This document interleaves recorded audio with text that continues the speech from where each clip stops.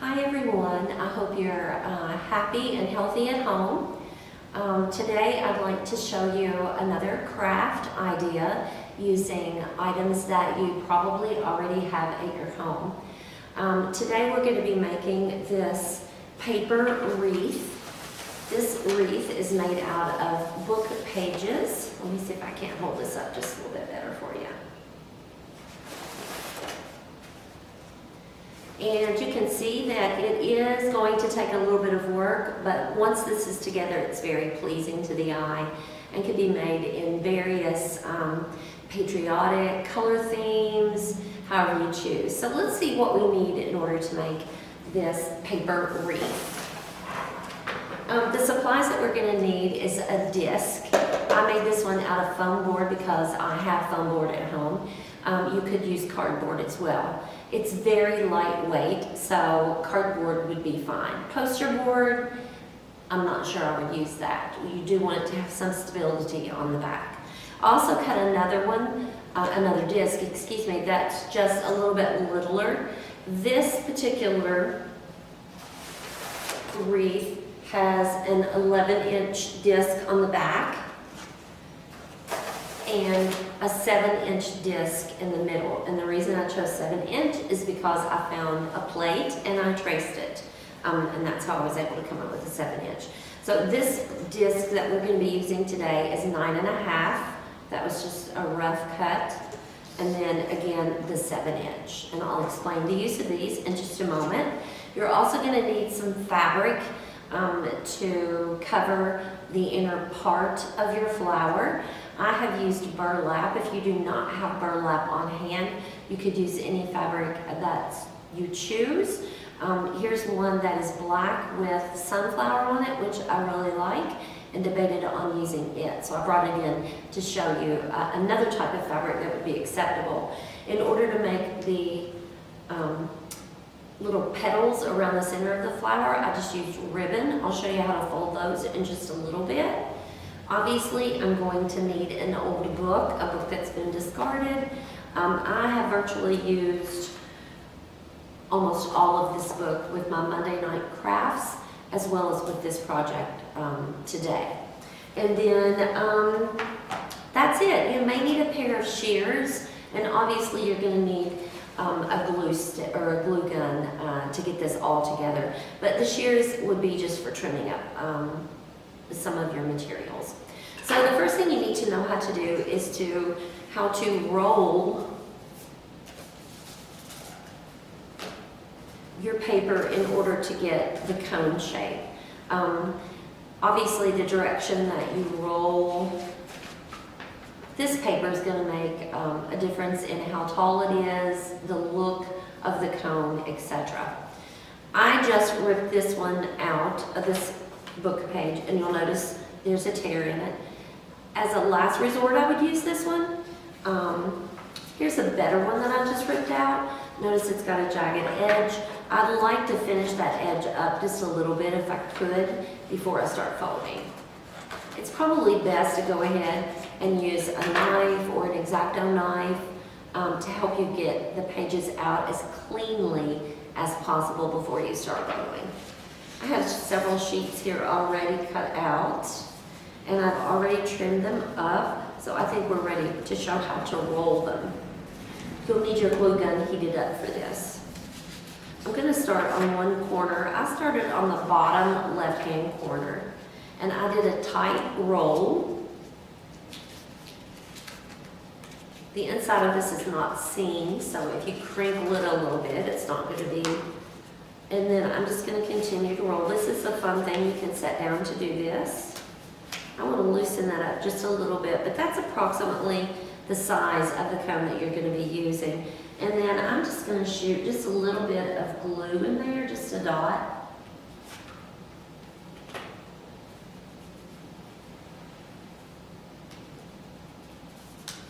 And there's one cone made. Now, I've made several. I found it was an easier assembly line if I prepared my book pages, and then I rolled all my book pages, and then I started putting them on there. I have not counted the pages on here. I would assume there's at least 50 or more pages. So it may be a process where you make them as you go, okay? So once we have made our cones, the easiest way I found to keep these from rolling everywhere and cluttering them up is just to simply stack them. I'm going to take my 9.5-inch disc, but remember, yours could be bigger, yours could be littler. Initially, this started as an 11-inch circle, and you see how big it has gotten. So I would keep it anywhere from the 9 to 12-inch disc for the underneath side. And all we're simply going to do is at the bottom part, I would say the bottom third, I'm just going to put a strip of glue. You could also just glue directly onto your first disc.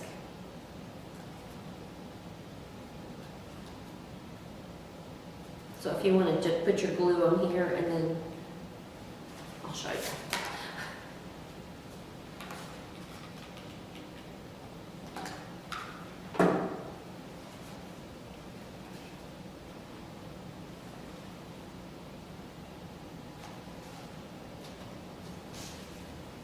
There's the start. Now these are not exactly side by side.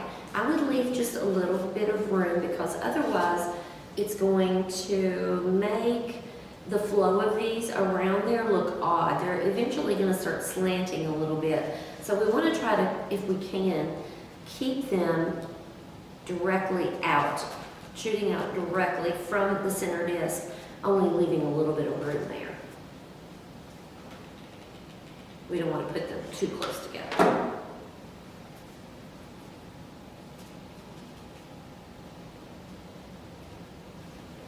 I'll do several of these so you get an idea.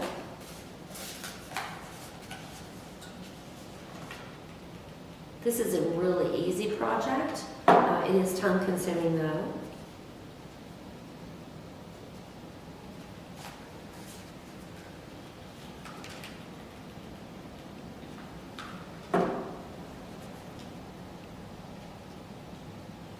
Let me let this dry just a minute and I'll give you a better view of what this looks like.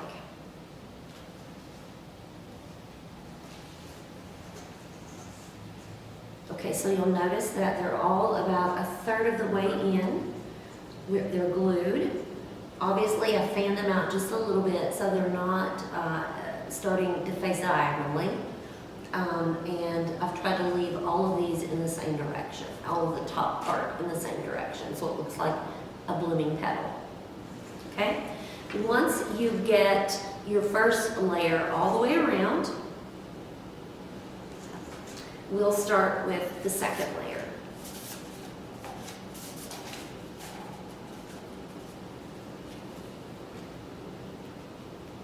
Third of the way down.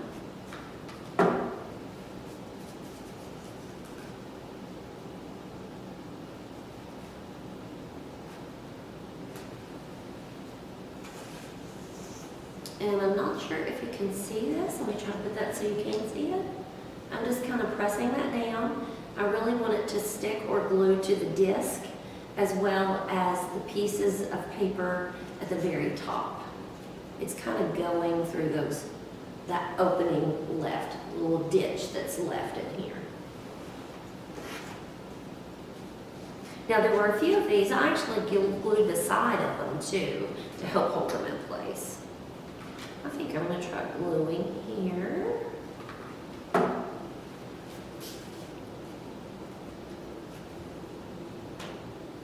Now with the center pieces, you have the luxury of kind of pushing them a little bit closer together. That will fill in any of the gaps from the first row.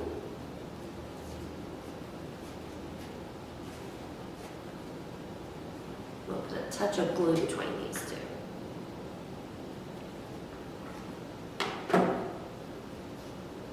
Now keep in mind you can tea stain these. I've talked about tea staining quite a bit, but it's so easy, so it's coffee staining to give it a darker tone.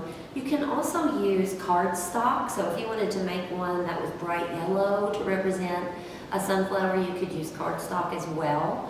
I haven't used construction paper for this, but if you'll get online, I'm sure you'll find other options on how to do these. other options as far as color design. Let's do one more. Put enough glue. You're going to need several glue sticks.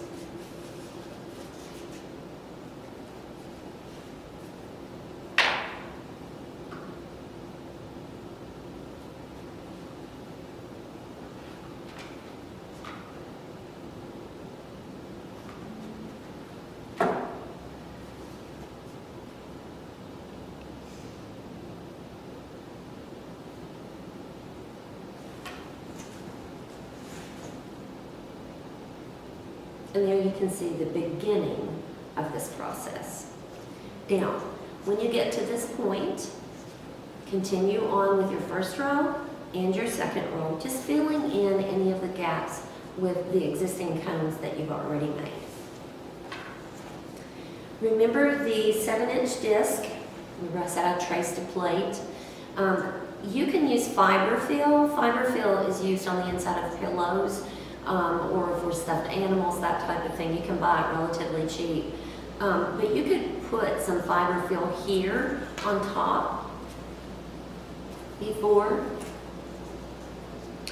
you trace your fabric on there. We want to get it a little bit bigger than the 7-inch disc. So we're going to cut about an 8-inch circle out of this.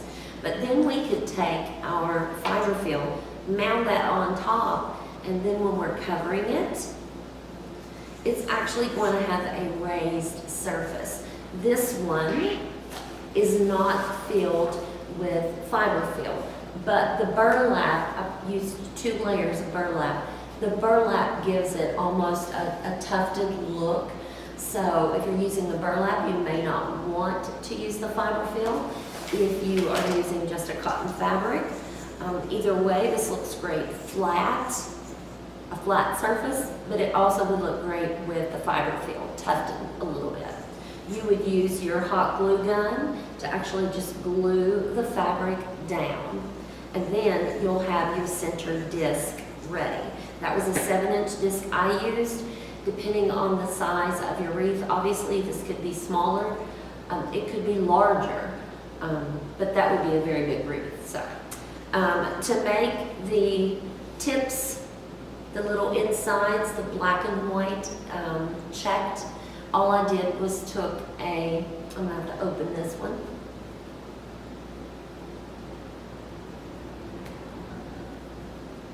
I took a 3-inch piece of wired ribbon that I had on hand, and I folded one corner down and the other corner down until they formed this little petal. And then I'm just going to take my hot glue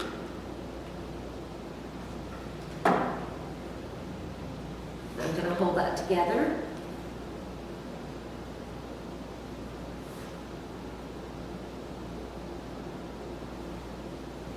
And then you can see that once it's tucked right down in behind, that actually will hold it in place along with a little bit of glue. So these are in there, but I didn't lather them with glue. I just put just a little bit on the edge. I tucked it down along the rim, and I put one little piece on the back to hold it in place. These can be anything that you want. They're beautiful, decorating a room, a wall. They're very lightweight. They're easy to hang. You can use cardstock, as we've said previously. I just enjoy the look of the book paper, the book pages. Now, on the back of it, I glued a very long loop of my twine. So you might want to do that. That allows ease of hanging, obviously, and with this long length, it's going to let me hang just a little bit farther down. This is a large wreath, so if I hang it on a standard hanger, door hanger, it may actually be too high. So I'm going to give it some length here with this, just teardropping it and a knot at the bottom, and then we're going to hot glue that on the back. That is it. I hope you'll attempt making these. This was my first one. I like it. I actually love it. I think it turned out really well. My only concern is storage, but hopefully when you make yours, you'll be able to keep it up for quite a while as part of your home decor. Have a great day.